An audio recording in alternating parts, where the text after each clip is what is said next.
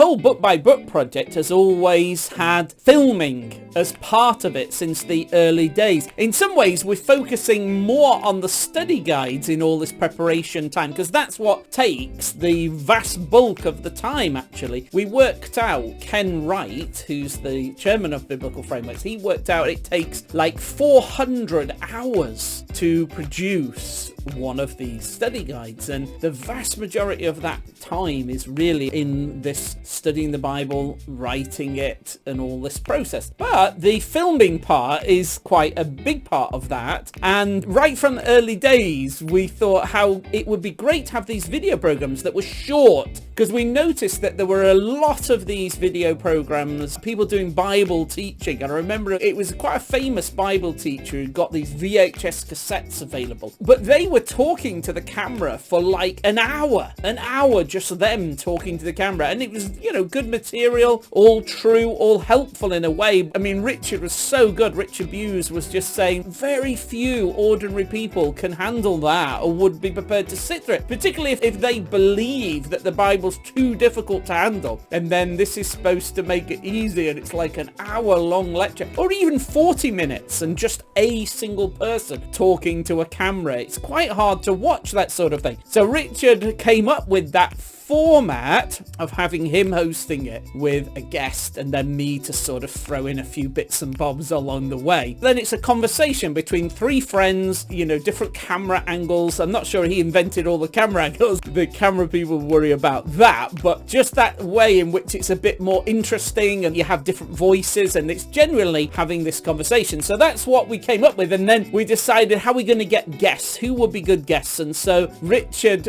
thought of people and wrote to them, and he's always asked really the question, what's your favorite book of the Bible? Because what we wanted was guests who would be not just kind of giving a lecture of information, but he wanted people who loved this book of the Bible and could talk about it with enthusiasm and excitement and give personal anecdotes about it and that sort of thing. So it meant something to them rather than just that they knew stuff about it. So that choosing of the guests was always a big thing. And then to begin with, Richard, because he knew all sorts of people and could get them. And then over time, we could select people who weren't as well known, because people we found just trusted the book by book brand. They trusted that. And we found that when we looked at sales, that it didn't seem to really matter whether the guest was very famous or not very famous. People seemed to buy the book by book DVDs and things pretty much the same, regardless of that, more or less. There are a few exceptions. So it meant that the main concern in choosing guests or inviting guests was really whether they were really passionate about the Bible and whether they had a book of the Bible that meant a great deal to them. I mean, sometimes we've had a guest several times because they had lots of books of the Bible that they loved and cared about and were passionate about. And there's a few people who you think you could almost pick any book and they would be passionate about it and would love it. But that was always been that concern, to get a guest who had a great passion for a book of the Bible, and then they could share that and help others to feel, wow, what a great book of the Bible that is, and they explain it so well and bring it to life.